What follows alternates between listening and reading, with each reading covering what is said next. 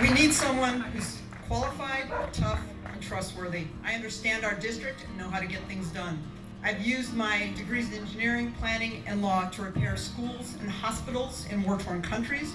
Here in Southern Oregon, I worked in water rights as a city manager and Bucktail, my family's farm. What's going on in Washington, D.C. is hurting us, dismantling our health care, selling out our children's future, and dividing us. Walden is part of the problem, and it's time we replace it. Well, hey everybody, that was a very bad opening to We the People. A great video by Jamie Mcleod-Skinner, but I'm so out of practice on We the Peoples. It's been, I don't know how long it's been. It's been a while. We did Mike McCabe last, and we just keep taking breaks, and it's just what it is. It's also really, really hot in the garage, although Jamie says she has no sympathy because she's been out in the field, and that's what candidates do. They have to walk the field. They have to, do the miles. That's why I do TV, so I don't have to do that. Anyway, we are excited to talk to Jamie Mcleod-Skinner. She is the Democratic candidate for Oregon's U.S. House District 2, and she's running against Greg Walden, who turns out to be like a $4 million man, and we haven't even gotten to the race yet. It's like crazy. So I am very excited. Jamie, thank you for joining us on We the People. Thank you so much for having me. And I apologize right up front, I guess, for saying, let me correct on the lack of sympathy. I'll just say that it's been throughout the district, it's been in triple digits. And so I guess I should have framed that better. No, I quite understand. Listen, what you're doing is, I've learned that running for office is the absolute hardest thing there is to do. So great respect. Okay. Actually, probably being a parent is probably tougher. All right. And we're both step parents, so I will go with you there. Yeah, there we go. Step parents get the bottom on that. So, yeah. Yeah. And before we get started, find out who you are and why you're running against Greg Walden, I'd like to introduce Laura Livengood. She is going to be the comment moderator. Laura, please tell everybody in the audience how to engage this evening. Well, this is an engagement broadcast, so you have the unique opportunity to ask questions of our guest right here during the show, kind of frame the conversation. So if you have a question, you need to be in the YouTube chat. You need to write the word question all in caps or tag me so that I can see it, because I am actually listening to the show. Feel free to, I'll drop her website also into the chat so you can check out her main platform and ask questions as they come up, and we'll stop a couple times during the show to ask them of our guest. Awesome. Thank you so much, Laura. You're welcome. Jamie. Yeah. So I was reading your bio. You run for office. You were in office before, city council in Silicon Valley. Not Silicone, right, Laura? I'm going to make sure I get that right. Anyway. Get that right, John. That's some experience. You've also got a lot of other experience. I'm really excited by it. We'll talk about that in a minute. But why? That's quite a jump to go from city council to running against Greg Walden, who seems to be super loaded. What made you decide to do that? Well, actually, it was not a direct jump from that. Oh. And and we'll say that it was in the city of Santa Clara. I served on the city council. I was also working full time. Wow. During that time, I like to joke that I was Oregon's revenge, because there's a lot of Californians up in Oregon. Well, you probably know what I'm talking about. Yes. But I was actually finished high school in the district in Southern Oregon. My mom teaches, or now is a retired teacher, taught in Southern and Central Oregon. And my wife's family has been ranching in Eastern Oregon for many generations, actually since pre-statehood. So connected to the district after my work in Bosnia and Kosovo. The organization I was working for asked me to run their refugee resettlement office in San Jose, and that's what took me to the Bay Area.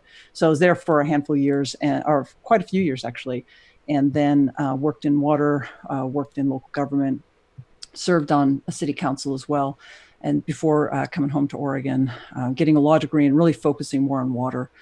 And that was part of the driver. It was first looking at what Greg Walden was not doing for our district.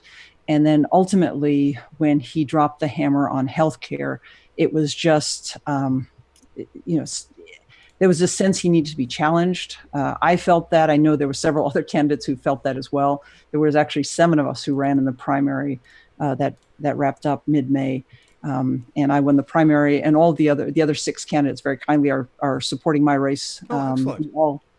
So it's a great group of folks, a lot of different perspectives they brought to the race, and it really helped to energize folks as well. So to your question, it was, I think the thing that really made the decision for me is I'd taken my wife's grandma to hear Greg Walden speak in Medford. She lives in an assisted living center there. And he was talking about healthcare. And he specifically got the question about pre-existing conditions. And he promised, he looked the speaker, the person asking the question, he looked him right in the eye. And he said he would absolutely protect folks with pre-existing conditions. And it was a week or two later when he went back to Washington. We all saw the legislation that came out of that. That legislation would put 1 in 5 people in my district at risk, 1 in 5. And that's a really striking thing for when you think about serving your constituents.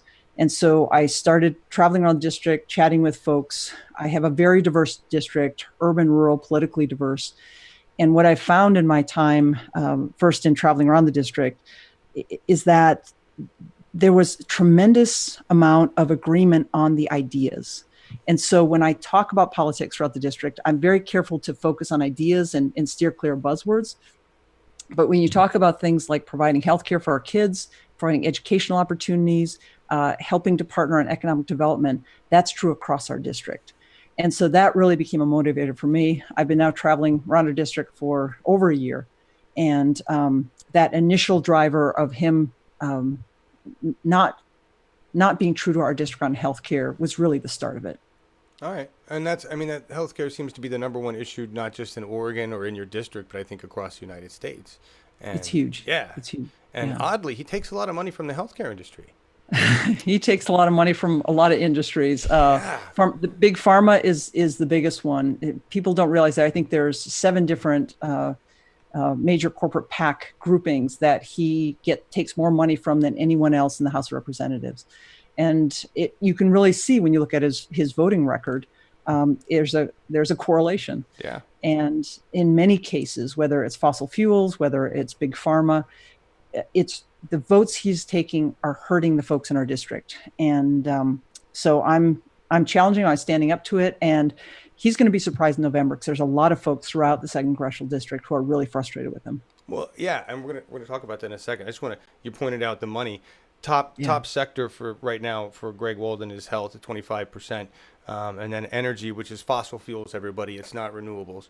Exactly. And then communications, electronics, because he's got ties to the broadcast industry, which lends him well with media. So. And does not support net neutrality, which is really critically important, and does not support internet privacy, which is really important to across the political spectrum, especially in our rural communities. Important to the show.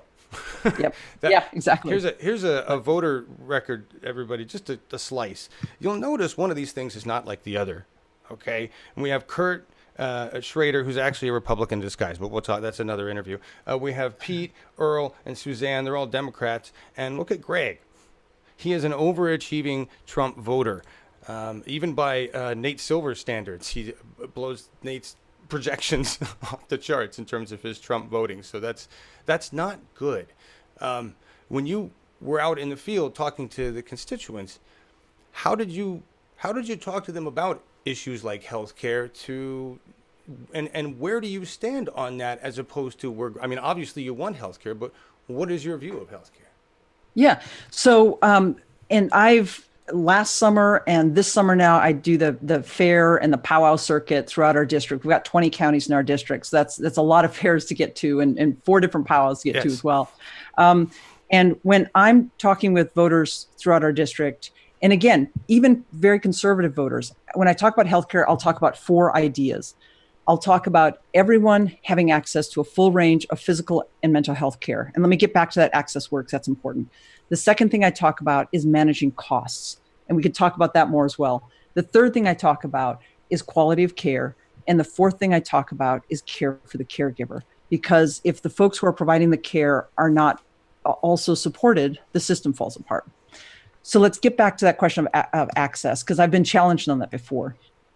When I say access, I mean everyone gets it. But access means physical proximity. And this is part of the urban-rural divide in terms of language. If you are a farmer working on a combine in a rural community and fall off the combine or fall off your tractor and break your leg, you should not have to drive 3 hours to get health care. If you are in a rural community and you go into labor in the middle of the night, you should not have to travel 3 hours to get health care. When I talk about access, I mean physical proximity. I mean rural communities having a fully functional health center in their community, partially, obviously, because of the healthcare, but also because of the local economy. It's critically important as part of the economy to have those healthcare providers in town, and a full range of both physical and mental health care. That's really key as well. Because when we're looking at issues that our younger kids are facing in school, mental health care comes up as one of the key issues. So there's really integration between our healthcare system and actually our education system as well. Of course. To give an example of the issue with and the second point that I talk about is managing costs. If we were to carve out the middlemen and carve out the multiple layers of insurance companies we have and reduce it to one insurance company, and we could not only save close to 25% of our costs, we could also then have much stronger negotiation leverage with big pharma, who is essentially gouging customers right, left, and center. So that model, which other countries do as well, and there's different terms for it, but that model is a good model for helping to save costs. When you talk to conservative voters about saving costs, they like that idea. When you talk to conservative voters about having health care for their kids, they like that idea. They want their families to have health care. So these are not necessarily, quote unquote, progressive or liberal ideas. They are conservative ideas as well. Mm-hmm. So that's why, again, I'll step back from the buzzwords, but we talk about the ideas. They work across the spectrum. Well, so your point, if I understand, is to really, you're not going to use the word single payer or Medicare for all, because in your constituency, they don't like those terms. Those are liberal terms. Those are Bernie Sanders socialist terms. Is that where you're coming from? I will say they like those ideas very much, and so whatever you call it, you make a very valid point. But the thing that is really critical here, I think, is not to get caught up in the political shouting match, or even the political buzzwords. Because again, this is what I see break down conversations. I was having a conversation with a woman in Burns who was helping to sign people up for Medicare, and I raised the term single payer. I asked what she thought about it, and she dismissed it as what she called socialized medicine. Right. When I described it, she thought it was a really good idea, and that really told me. But the thing is, and we all have, right. Liberals and progressives have these same buzzwords that we knee jerk, or they knee jerk, or whoever knee jerks as well. Sure. So the key learning for me was, let's talk about the ideas. If we can get those ideas to move forward, that's what's going to bring us healthcare that we need, healthcare for everyone. So I believe that everyone should have healthcare, both physical and mental healthcare. That the way we work together to bring it about requires us to sit down, roll up our sleeves, and talk ideas. Okay. And there is a sense of urgency about this, and we are heading in very much the wrong direction right now. I was recently in Wallowa County, so far eastern part of the state, and the doctor I was talking to, I got to tour the facilities. The doctor I was talking to said that just since January, the coverage for folks, insurance coverage, went from 5% to 5% did not have coverage, went up to 18% of folks who did not have coverage. And so they're in the process right now of cutting services. They're looking at now 18% of the population that does not have readily access to healthcare because of the policies of this administration. So folks there are very interested in having healthcare for their families.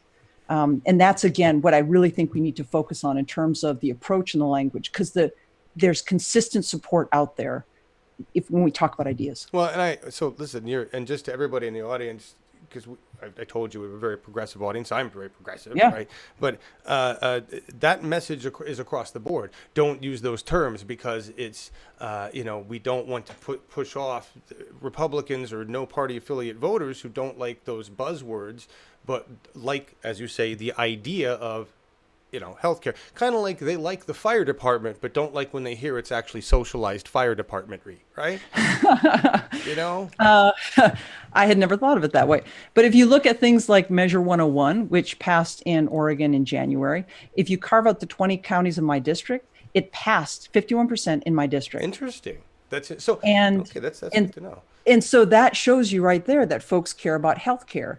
And that was healthcare to lower income folks. Right. So that commitment is there. And so, I'll be talking to Republicans in Eastern Oregon, and they'll, they don't think of healthcare as a quote unquote progressive idea. They think of it as providing for your family. Right. Right. And that's okay. Very interesting. And that's an honorable thing. Agreed. And it's, like you said, it's narrative. And I think I learned this talking to one of your opponents in the primaries, Jim Crary, when talking about guns, because you can't talk about guns the same way either. Right. Well, it's about safety. I mean, we could talk all day about safety, and people want to talk about safety. And there's also some cultural traditions in Eastern Oregon. People have been hunting. My dad hunted to put food on the table. People have been, and Jim hunts as well. I remember him talking about that. We have treaty obligations to the tribes in Oregon to allow for hunting and fishing in all the traditional places. So I'm not worried about them. It makes the point that it's not about, it's partially about how we look at issues and how we talk about things. Absolutely. So, and we know where Greg stands on that. Again, his voting record is very Trump. Although there's a few things, Stop School Violence Act, he, put forth, and everybody went on that. But that was to help schools arm themselves. We can tie all these things together. We obviously, you said it before, education is tied in with healthcare, but everything's kind of tied in with where we invest our money. Do you agree with that? Yeah. So when I served in office before, I used to say, I don't believe in spending money, but I believe in investing money. Nice. And so things like investing in our kids, investing in our schools, there is investing in folks having access to healthcare, also in our safety and security. But there's a difference between safety and security versus dumping money into a sector that where your generals aren't even asking for that amount of money. Right. So it is kind of sitting back and looking at what money you can manage, because there's some requirements within budgets that have been allocated through voter decisions previously.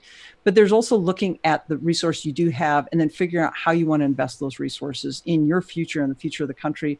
We mentioned before renewable energy as opposed to fossil fuels. Right now, our government is subsidizing fossil fuels as opposed to investing in renewable energy. And that is also potential partnerships with the private sector. So I don't believe that government should do everything. One of my kind of lines that I use is government needs to know when to help out, when to get out of the way. But I do believe that government has a role in making those investments and then building the partnerships so the economy and those investments can be successful. So in terms of fossil fuels, do you feel that, we're not investing in the right direction there. We know that. Yeah. The Democratic Party has just decided to start taking money from fossil fuels again. Where do you stand on that? I think that's the wrong direction. We need to be investing in renewable energy. One, because of the planet. We're seeing one of the huge issues we're talking about throughout our district are the massive forest fires, the temperature, the increased drought. That's due to the evolving climate, the changing climate.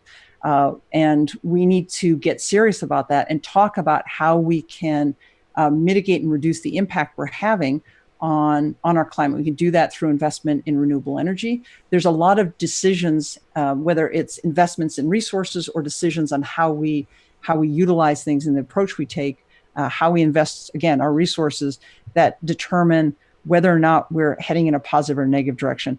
In my district, in 2nd Congressional District, we have opportunities for renewables throughout the district. Solar, wind, geothermal, also some more recent biofuel developments that are going on in Lakeview.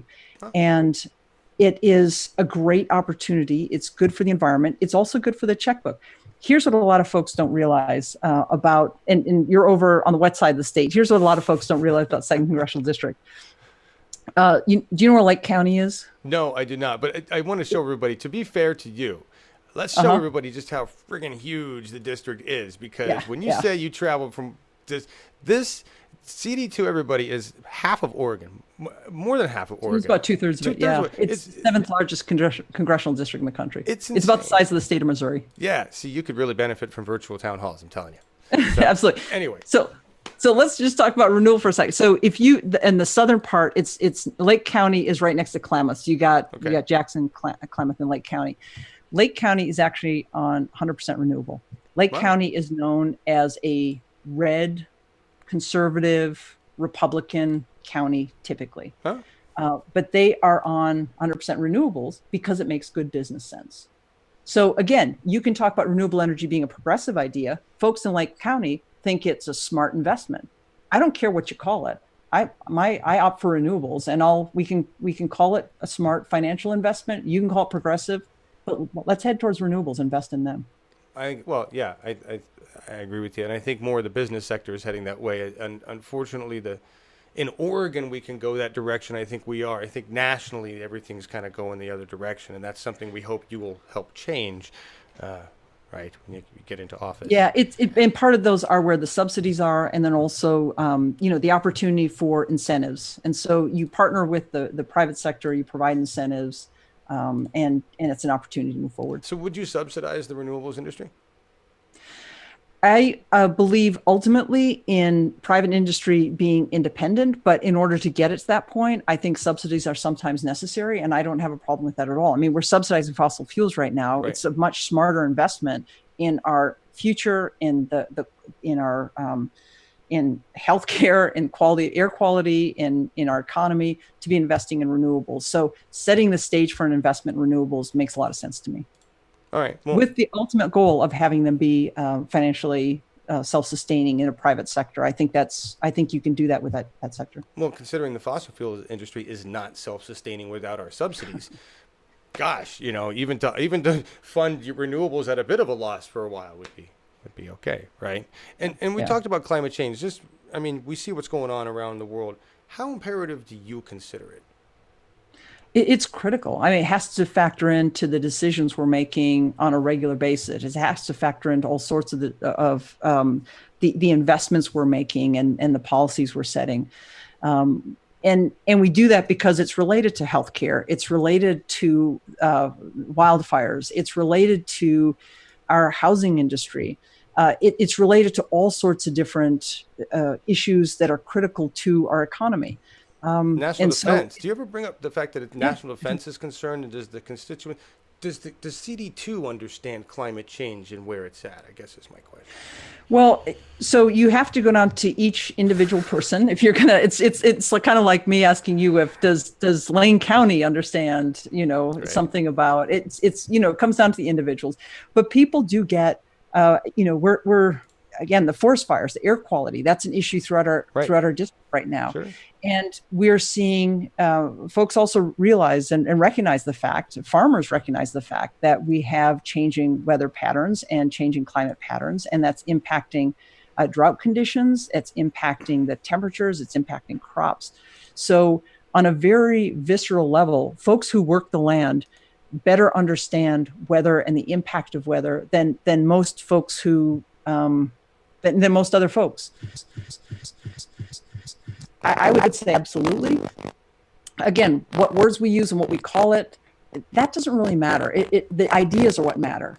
And so when we're talking about how we can make sure we have a viable and healthy ag economy, it starts with making sure that farm families are healthy and have access to healthcare. It has to do with. Hang on, Jamie. I don't mean to interrupt, but we've got a weird audio thing happening. Everybody, we're going to take a quick sound check and figure out what's going on. There's something going on, and I want to make sure they can hear what you're saying. We'll be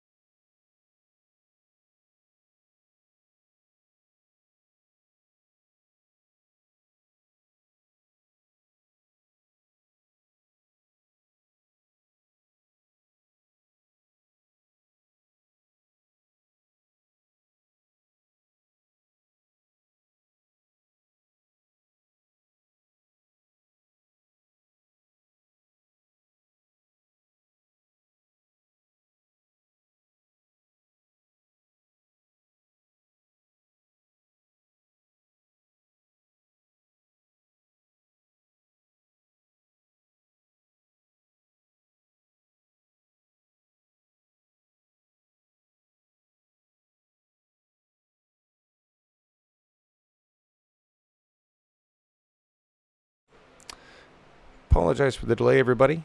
We are dealing with the Zoom call audio issue, and we'll be right back.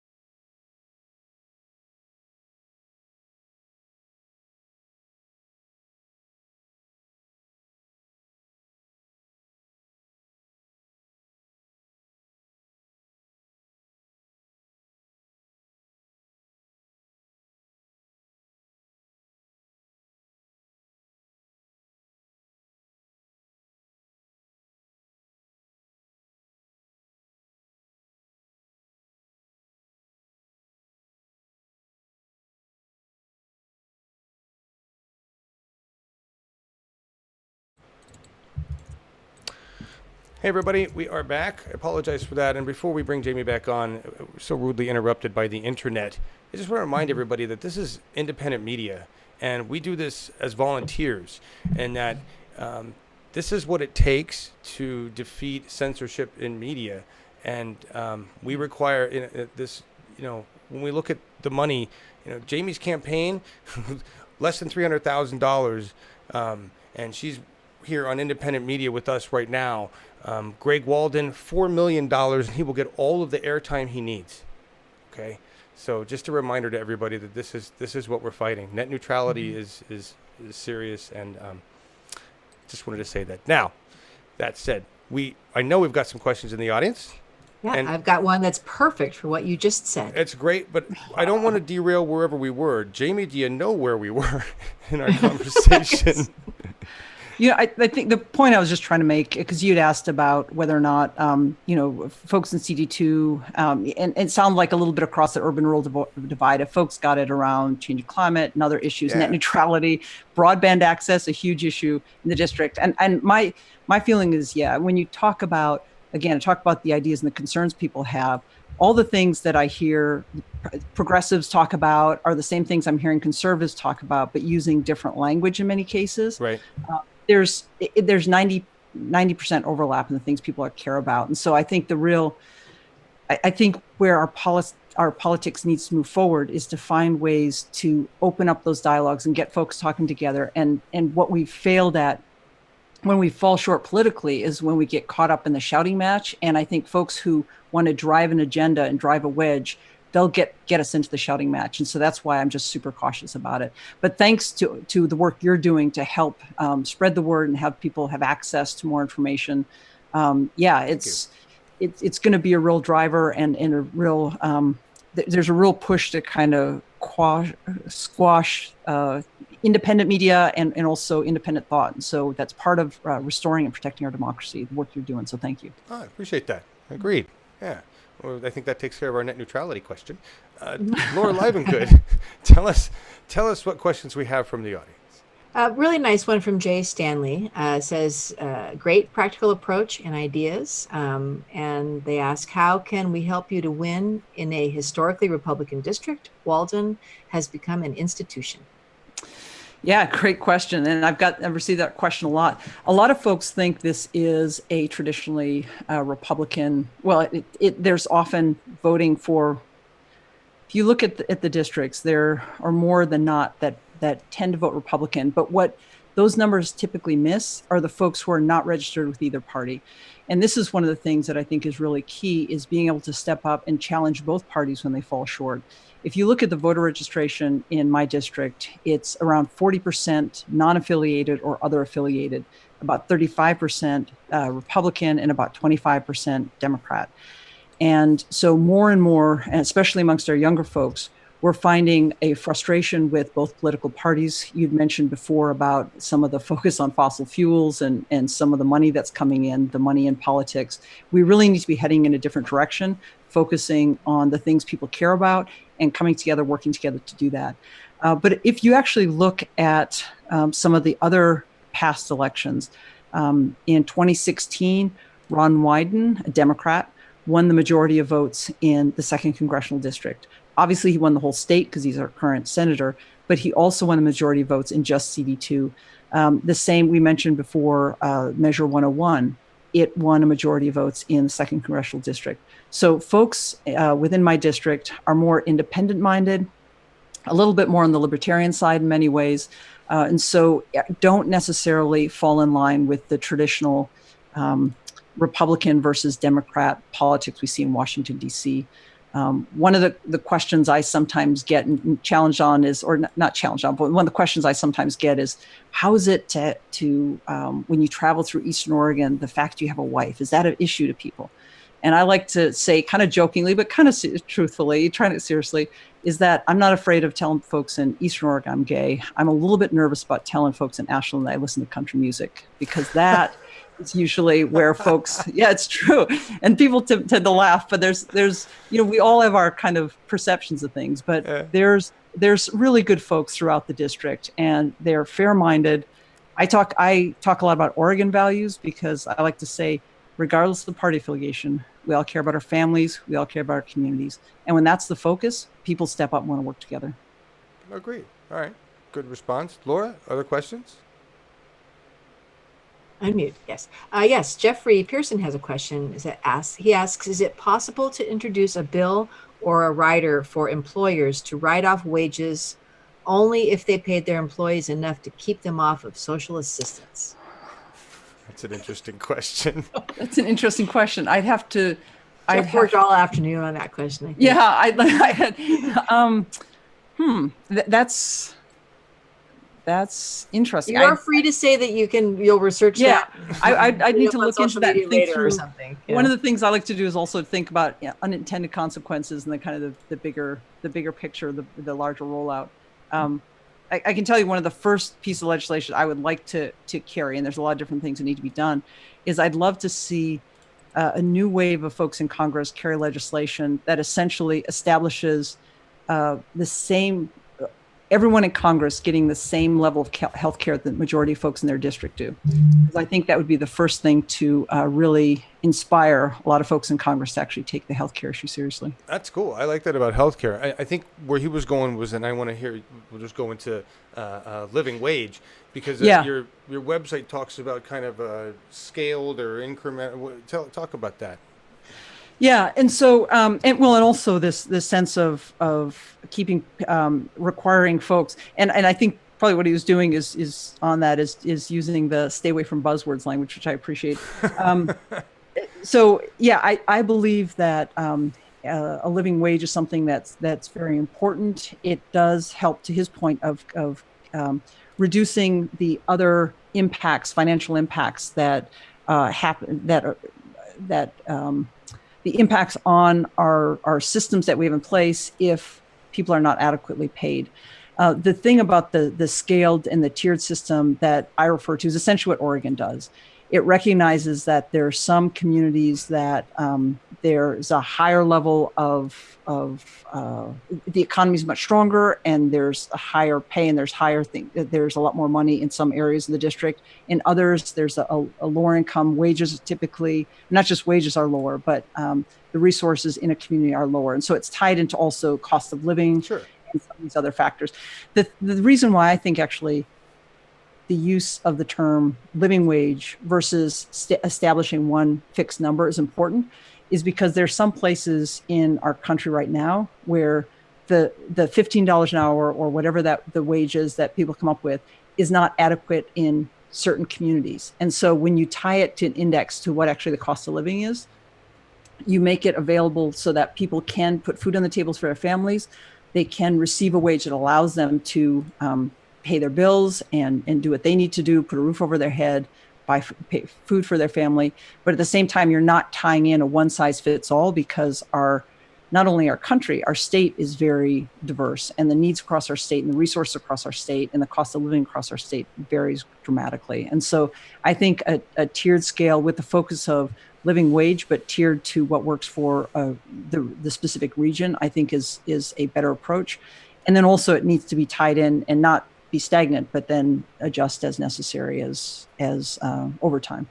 All right. Oh, so two things on that. One, we all know that the big issue for an employer, and I've been a small business owner, so I understand what it is to have an employee. I did have one, and I understand what it is to have to come up with money to pay for their stuff, right? And the concept of healthcare I couldn't even afford, right, as an employer. Yeah. So one of the things we do, if we're going to say you're going to have to pay your employees a decent wage, is we're going to take out some of that, there's some of the costs we cut out in healthcare if the federal government helps manage that system, correct? Yeah, and that I was actually just going to make that point. Thank you for making it. Sure. This is true for cities as well. I've had this conversation with city managers and council members, mayors, that they're concerned about the costs that go into paying for healthcare for their employees. Right. And if we have a healthcare system for everyone that is that provides for those needs, both the physical and mental health care, and also, audio, dental, kind of that full range of what we need for our health, then it would help our small businesses. It would help our cities. It would help to shift those costs to one source and take away the burden that's on a lot of, especially small business owners. Right. So I think it's a key benefit. Because that would have freaked me out. But I mean, Yeah. do you think $15 an hour across the state of Oregon is too much? Do you think there are places in Oregon it should be less? I think it should be indexed to the cost of living in a region. Well, if we were doing that and keeping up pace, it'd be over $25 everywhere. But so we're doing that a you compromise. make your own point as to whether choosing one number is a good strategy. Right. Exactly. You just made your own point. Well, and down in the Bay Area, I mean, where Laura's right now, in San Francisco, it's incredibly expensive. So Portland as well.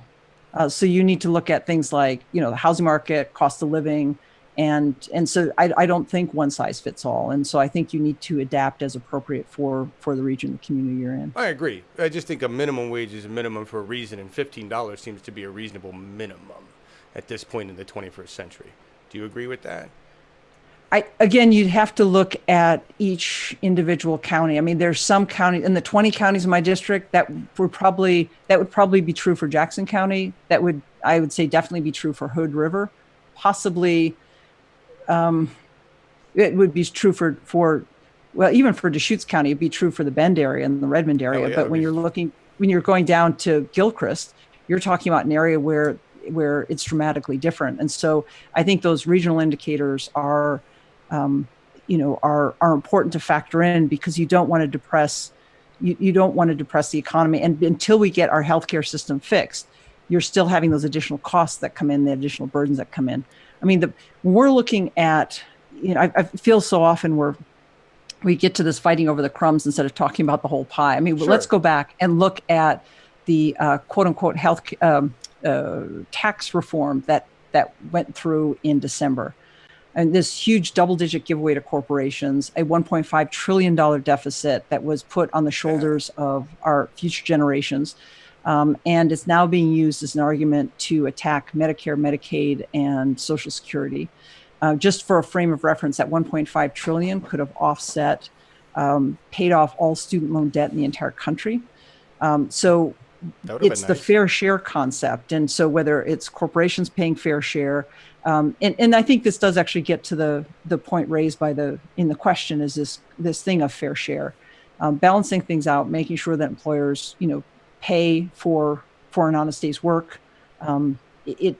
Those things balance out, but the actual number across the state and across the country, I think there is variation. If based on the model that I've talked about, and then actually Oregon adopted for the regional indicators, well, if you were to do that across the country, I'm sure there are areas that would be less than $15 per hour, and so you wouldn't want to then go to the lowest common denominator. You'd really want to go with what is a living wage for a region. Agreed. And that's, I think you can hurt, your point's taken that at least start somewhere. I do think the minimum wage has to be increased. But what that exact number is, I think is region dependent. All right. And I agree we need to phase it in. I don't want to shock businesses with a big old chunk. Yeah. I just think it needs to get to a reasonable level. On the other end of that, do you think, because that's going to be a battle. I mean, that's going to be a battle at the federal level. And just one more point on this. I think in the long term, we do want to get to a point, because we've seen this with economic development and economic stability. There's no such thing as trickle down. I mean, that becomes trickle on. What we really do need to do is provide resources to families, and it's families who then can then stimulate their local economy. So we do need to ratchet things up. We do need to recognize a living wage. I think that's important. And if we got to some point where we hit that mark, that may make sense. I would have to see, if you're looking at that for the nation, I'd have to look at those indicators across the nation, because it seems to run counter to me, the one fixed number, one size fits all versus the regional indicator, versus this concept of living wage so that families can put food on the table and put a roof over their head. Sure. No, I understand your point, and I don't think it's unfair for us to discuss each issue separately, because really, if you were going to implement a plan at the federal level or at the state level, it's got to include all the other aspects, or it's not going to work. So you're looking at a big new deal, right? A real new deal. I think that's fair, and looking at how all these pieces fit together, because they do impact each other. But yeah, I also think the conversation we're having is a classic kind of urban-rural divide conversation, in terms of some specifics on it, but in terms of the concepts, I go back to what I said before. If you're talking to families, regardless of the letter after name, their political affiliation, you're talking to families across my district, there are a lot of key concepts that there's tremendous amount of agreement on. And so it's bringing those ideas forward and developing. And I appreciate your approach also, not looking at as individual silos, but looking at as multiple factors that impact each other. Well, because everything's messed up. We got a big problem. We've got a government that chooses to spend most of our money on war and not on us, in my view. And I think that's the same view they have. If you look, where's this money being spent? The $717 billion defense budget. Yeah. I mean, it took enough Democrats to sign that to make it happen, right? Yeah, well, and then look, we're not taking care of our veterans when they come home. No, I mean, that is unconscionable. Yeah. And so we have folks who, policymakers sent to war, and the executive branch sends to war, but it's been funded by Congress. Mm-hmm. And then I think there should be this sense of full cost accounting. If you want to send people to war, you've got to make allocations to make sure that when they come home, we take care of them, because that's the deal. If someone puts on the uniform and serves their country, it's a thing of honor. If folks show that level of respect and care for their country and are willing to stand up for our country, we need to take care of them when they come home. That's just the deal. And we can argue about sending people to war, because I'm happy to have that conversation as well, but don't take it on our troops. Don't take it on our veterans. That's what's really frustrating. I have nothing against the people that are in the government, in the military. I just don't think the military industrial complex should get all our money. Yeah. No, right? I'm with you on that. I think that's not a good priority and not a good use of our resources. I will say, and I believe very much in an investment mentality with regard to diplomacy. So I do think we should be investing heavily in our diplomatic corps. Yes. But I also will say, and I worked in Bosnia and Kosovo after the war, and I got to see firsthand, the world is not necessarily a safe place. The world can be a wonderful place and an exciting and inspiring place. The world can also be a very dangerous place. And so we do need a military to protect us. We do need that sense of security. But whether we have a security and protection approach and mentality, and we're also investing in partnering with the international community to try to promote peace internationally, or whether we're having a more aggressive approach, which we're seeing more under this administration, that's the wrong direction, the aggressive approach. I think we're part of the international community. We need to invest in those relationships.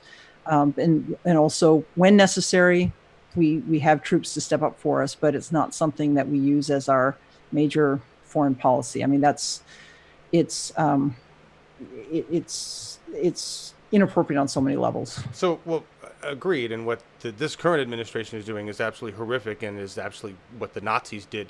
But we've been involved with regime change since at least 1953, starting with Iran. So do you really, I mean, Tulsi Gabbard, I love the way she says it. She says, we need to stop this. We need to stop regime changing everywhere. It's not, so Obama regime changed. We still drop 21 bombs a day under him. Do you believe in cutting back that ridiculous effort we spend on regime change to rape this planet? That's basically what we do. Well, that's, yeah. Yeah, I don't think that's the direction we need to go. When I'm talking about diplomacy, I'm talking about working with the international community to try to mitigate and prevent the outbreak of war. Right. Once war has, whether it's civil war or in times that the U.S. has gone forward and had aggressive policies, like under George W. Bush. And we found later that there was not the information there that he claimed, and it was an aggressive policy that he took. They then created instability in the region, and that puts that creates a very difficult environment as well, because if you just completely back out and the international community backs out, it creates a very dangerous environment where you find groups like Al-Qaeda that can form and flourish. So we do need to find a way to back out and pull out of those environments. I don't think it's, I think the most important part of diplomacy is that you are not creating those power vacuums and those potentially very violent places. Things like we're seeing in Syria right now. It's horrific. And there's a whole humanitarian crisis going on, but we've contributed to that. And so I was just about to ask, do you agree? I mean, it's not being reported by mainstream media that the U.S. is supplying Saudi Arabia to commit genocide in Yemen. Do you agree with those facts? Well, you're asking if I agree with the facts. That's kind of an awful question. If you're asking if I agree, we should be I'm sorry, providing resources to attack civilians. I don't agree with that. Right. I guess what I meant to say is, do you believe that information? Because a lot of people just don't believe that information. They don't believe that we're doing that. That's what I should have said. I can. It's when. So I believe very much in data-driven decisions, and I believe in data. And so there's whether. It's kind of an awkward question you ask, because there's information that's being provided. So I believe we utilize our resources to get the best information available and then make sound policy decisions based on that information. So if it's someone's made a claim about one thing or another, I would need to find out more about it.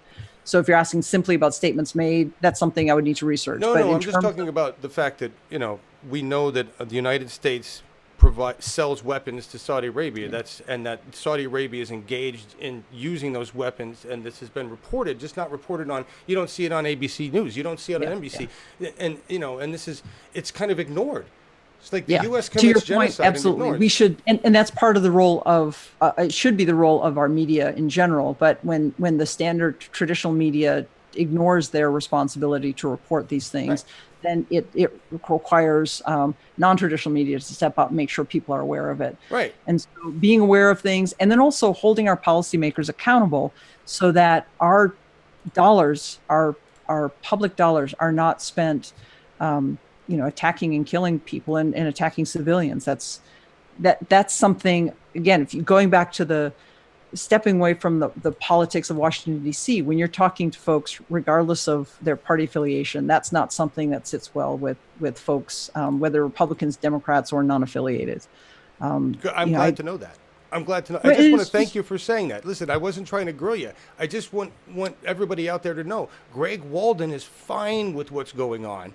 Yeah. Okay. Yeah. Greg Walden is fine with the budget. He's fine with the military spending. He's fine with the continued wars. And I just wanted to get some clarity from Jamie on where she stands in the Democrat side of things, because. Yeah, I'm not fine with those things. I can tell you that very clearly. But the other point I'm trying to make, especially to your listeners, because you talked about having a more progressive constituency in terms of your listeners. Yeah. And I think it's really important for folks to know that the thing I like to say is human decency is bipartisan.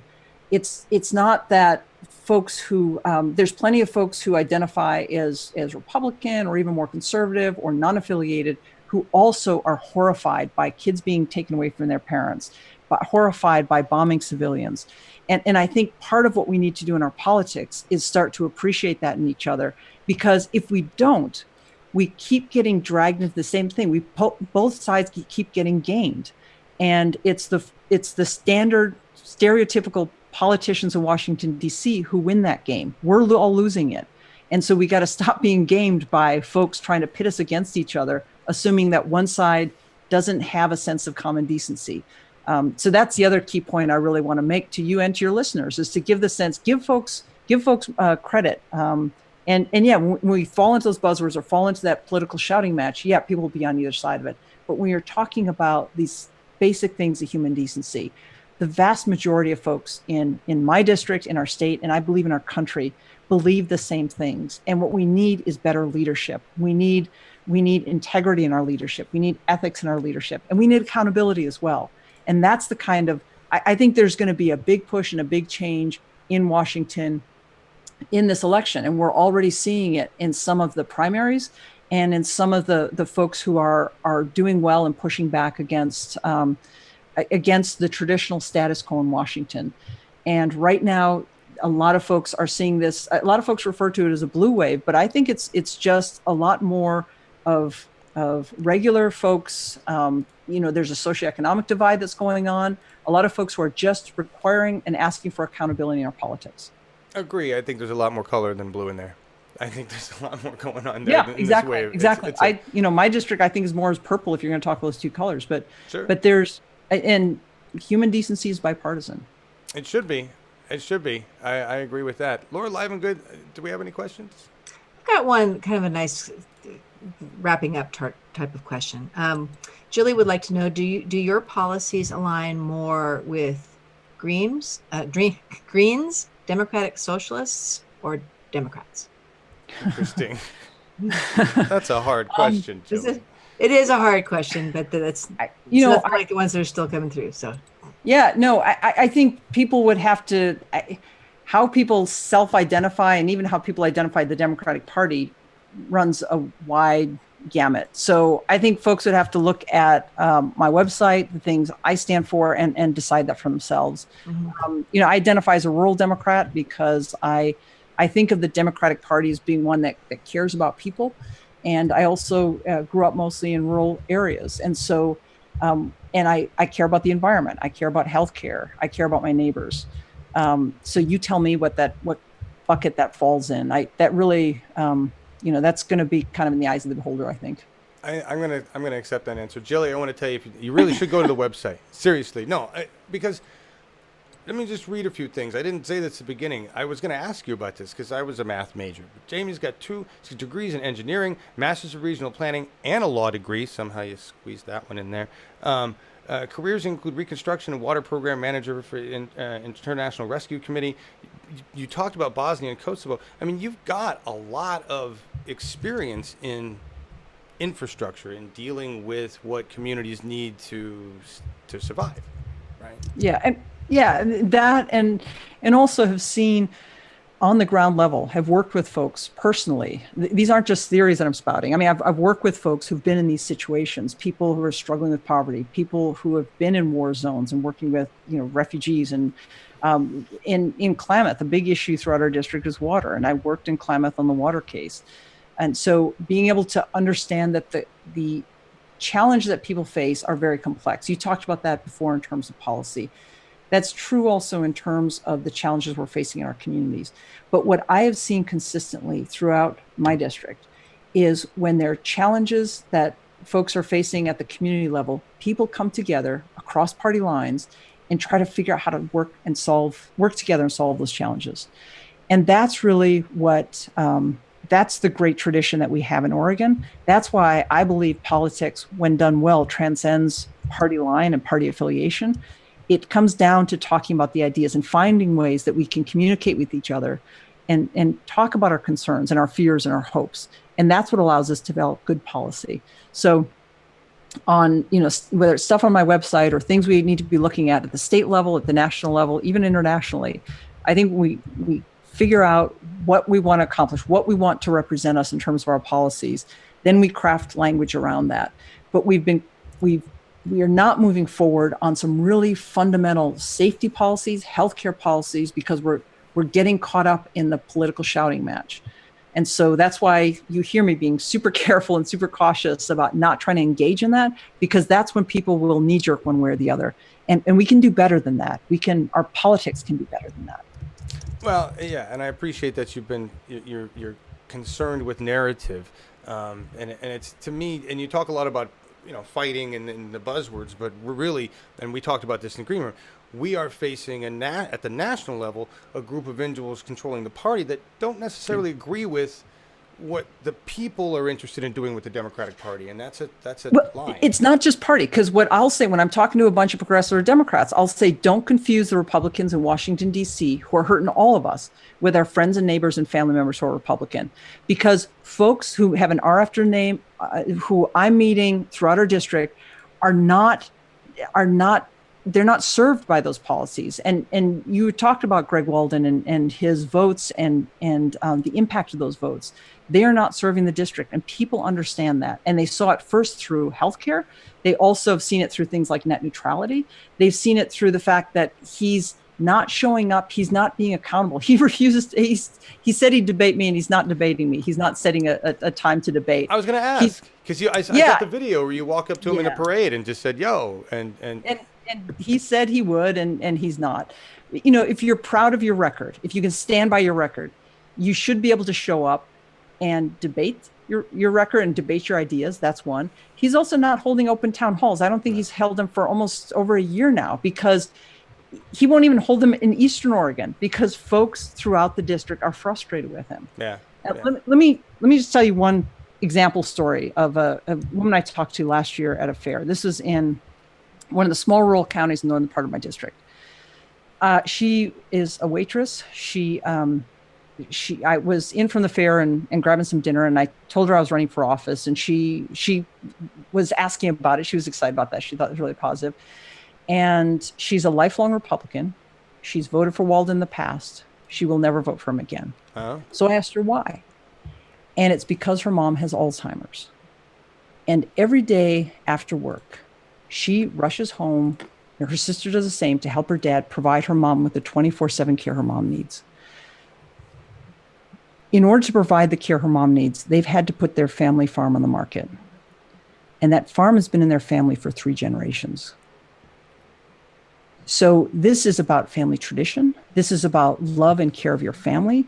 This is it's the tradition you pass on to future generations. There's so many things involved in her personal story, and she is furious. She is furious at Greg Walden, and she will not vote for him again.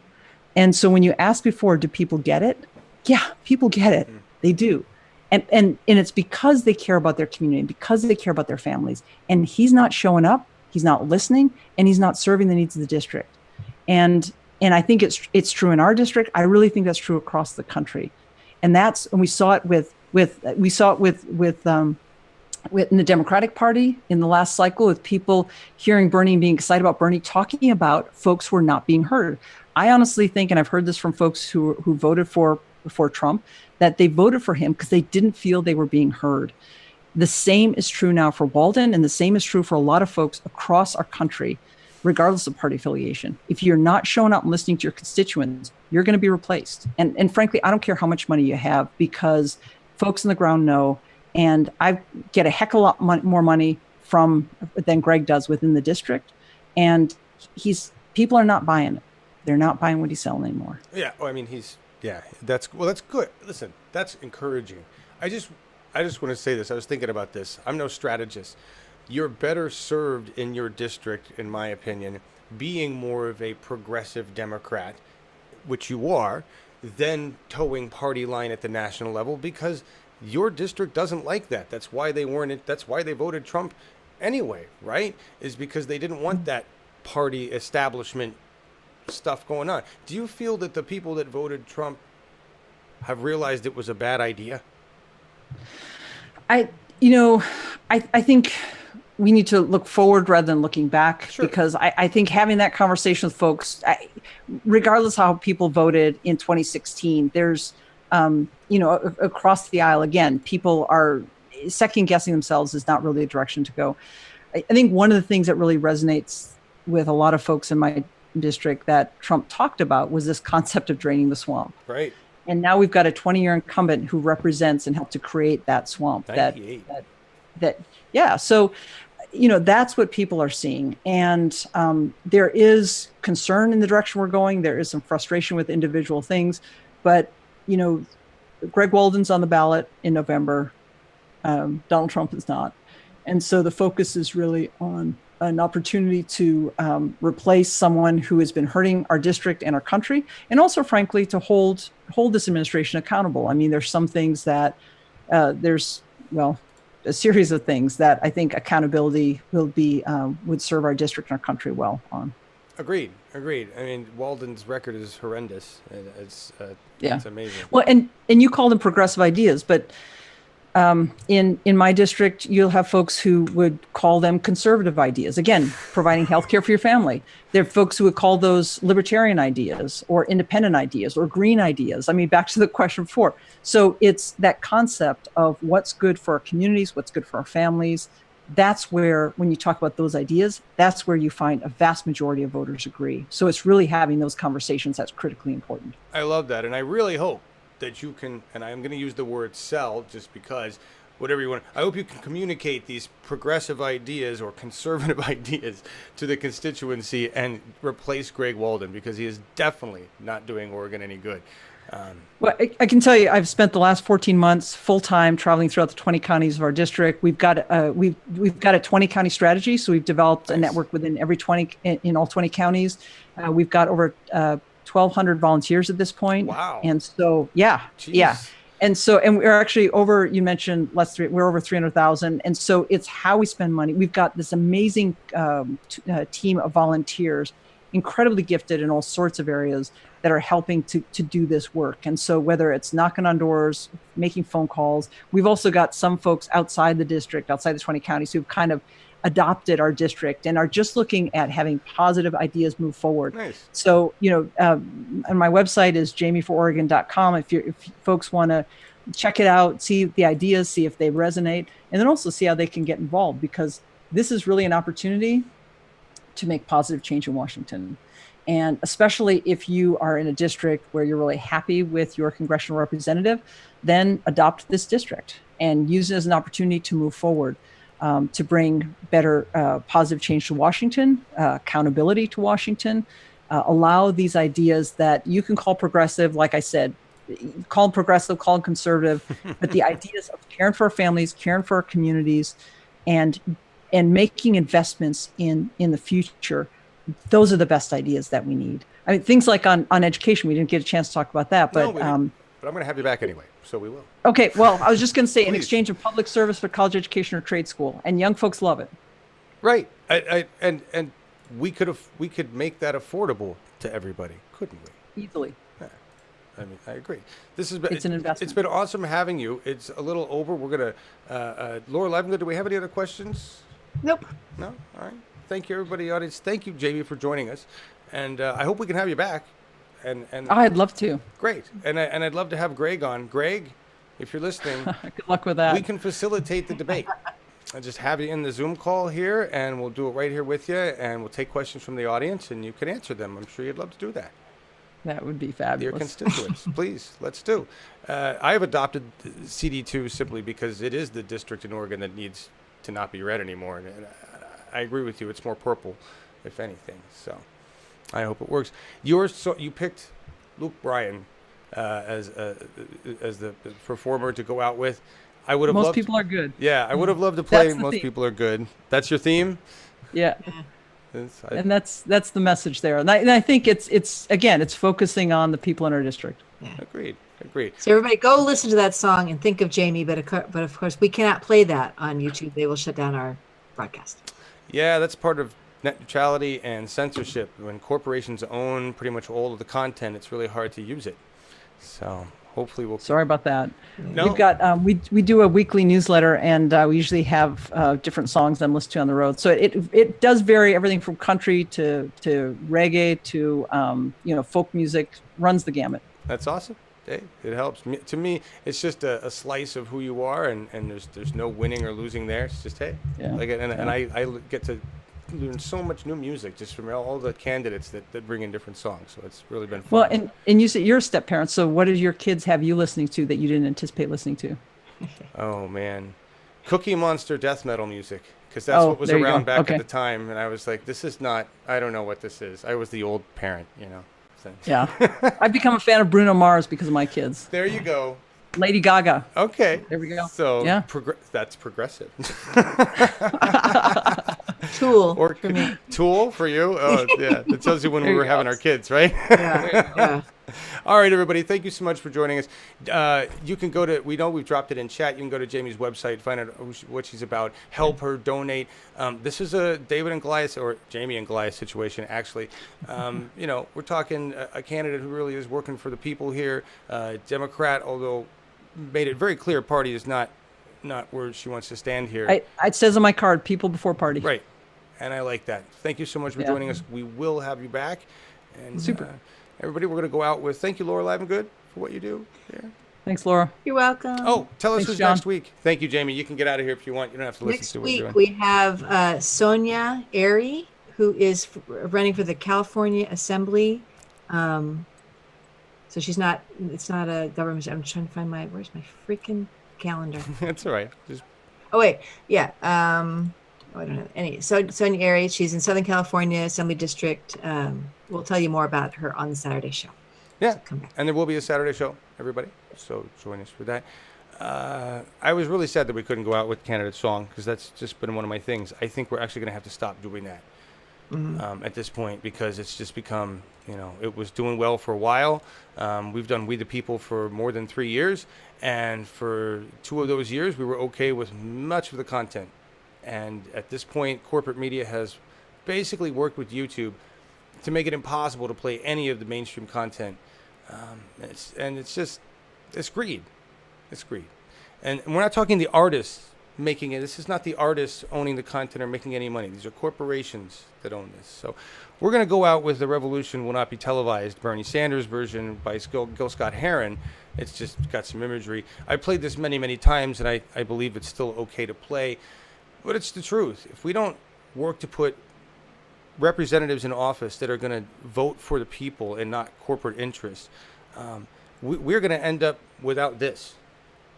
We're going to end up without anything of a democracy, and we're moving away from that fast. So for the sake of unity for District 2, I urge you to put support around Jamie and help us help her get rid of Greg Walden. It's time to come together. It's time to not be petty about anything. And remember, it's our job. If we put Jamie in office, she's our employee. And we as employers have to make sure our employee is doing the job we'd like them to do. That's our responsibility. And that's the difference in a functional democracy. And that's what we're trying to achieve now. So do it. All right, we're out of here. Here's the song. We'll see you, I don't know, it's Saturday. Thank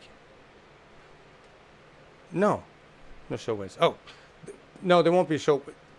Maybe there'll be a show Wednesday. I got to talk to Larry. There's been some exciting developments with the DPO, and we'll get into that. But I'll let you know as an update. We're winning. We're winning. Just don't tell anybody. Don't tell CNN. They won't believe you. We're winning. All right? This is what it takes. This is what it takes. Bye, everybody.